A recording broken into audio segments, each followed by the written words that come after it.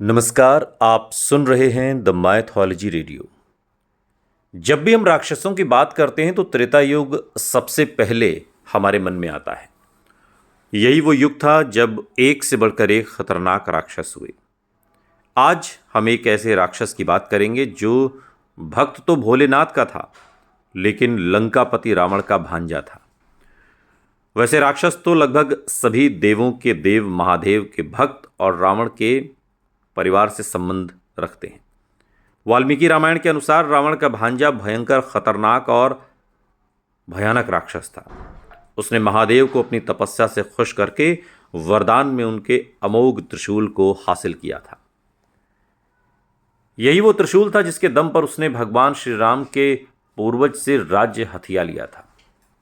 अब सवाल है कि आखिर रावण का भांजा था कौन, कितना खतरनाक राक्षस था,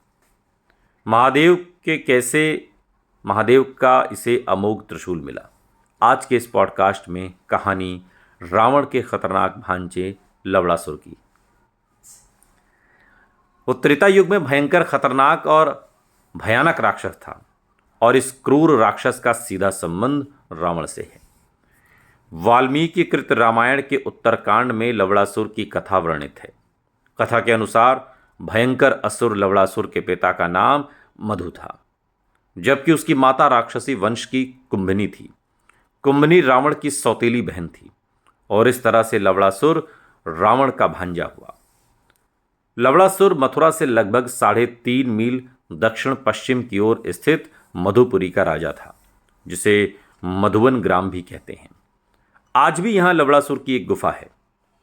लवणासुर अपने मामा रावण की तरह महादेव का भक्त था और उसने तप कर अमोघ त्रिशूल हासिल किया था। उस त्रिशूल के बल पर उसने भगवान श्री राम के पूर्वज मानधाता योनाक्ष चक्रवर्ती सूर्यवंशी सम्राट से राज्य छीन लिया था। लवणासुर अपने मामा की तरह ही रुद्र की राक्षसी उपासना में पशुओं, मनुष्यों और ब्राह्मणों की बलि दिया करता था। वैदिक यज्ञ करने वाले ऋषियों के लिए तो वो काल था। त्रस्त देवताओं की प्रार्थना पर श्री राम ने अपने छोटे भाई शत्रुघ्न को लवणासुर का वध करने का आदेश दिया।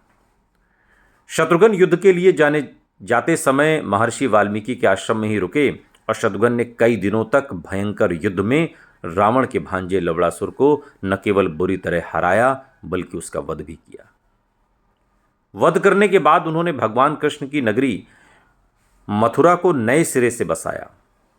महाराष्ट्र के बुल्ढाना जिले में लोणार सरोवर, जो पहले लवणासुर सरोवर था, विश्व प्रसिद्ध है और मान्यता है कि शत्रुघ्न ने यहीं पर लवणासुर का वध किया था और तभी से इसका नाम लवणासुर सरोवर पड़ा। सुनते रहिए द माइथोलॉजी रेडियो। सुनता है सारा इंडिया।